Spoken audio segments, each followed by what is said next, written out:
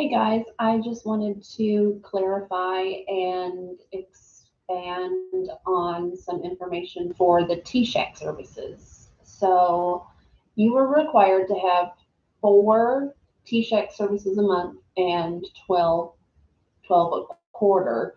And as we've discovered since we've started reporting monthly, that if there is no participation, if you have 0 participants, you do not get credit. So when planning for 2022 and the future for these services, obviously we need to find a way to have services where people are going to attend. And, communicating with TSAHC, they have told us that we can estimate how many people are using the library, even if the residents aren't really good at signing in. And then also to estimate how many people are using the community garden, um, because you're not there 24/7. So if they're using it after hours or when you're not watching, obviously, you can't keep a sign-in sheet outside by a garden 24/7. So for those two, you estimate each month. And I know most of you are also notaries, but if no one uses the notary that month for TSAHC, you cannot get the point.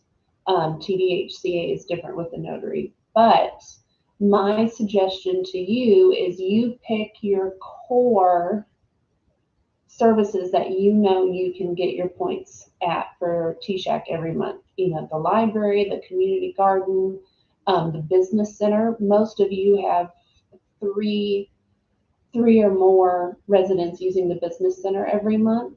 That can be a core one if you have consistently had people. If not, I want you to put that in the same category as notary, which is the main reason for this video. But as you're planning, you really want to pay attention and find services where people are going to attend.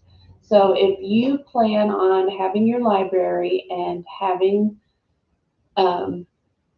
your community garden and you're going to get those points, well, then you need 2 more.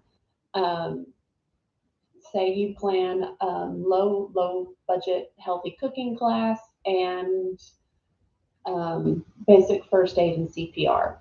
Okay, so there's your 4 services that we'll submit at the end of the month. But what if you also have someone come in for notary and you also have someone come get transportation vouchers or come in for the business center? Okay, so instead of having your 4 required, you had some surprise services that you're going to get points for this month. And that's amazing because, one, it gives you a cushion. So if you end up getting more points for TSAHC, you can cushion that because they not only want you to get your 4 services a month, they also look at it by the quarter. So don't ever hesitate to write down services that you do that might be above and beyond your 4 points, because that can give you a cushion for that quarter and help you out if something happens, whether you get sick or the speaker gets sick and you're having to cancel the service, or you just don't have a good turnout.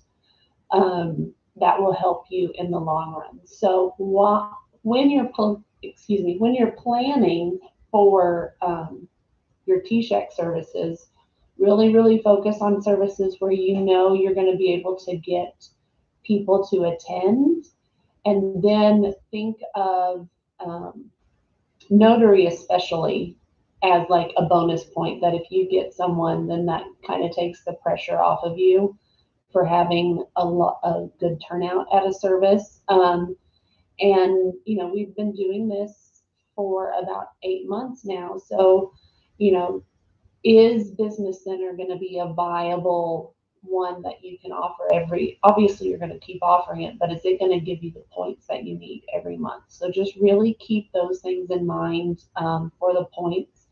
And also call me. Like, if you are struggling to get your 4 points that we have to submit, it breaks my heart when I have to submit someone's services because they only did 2 or 3 instead of their 4.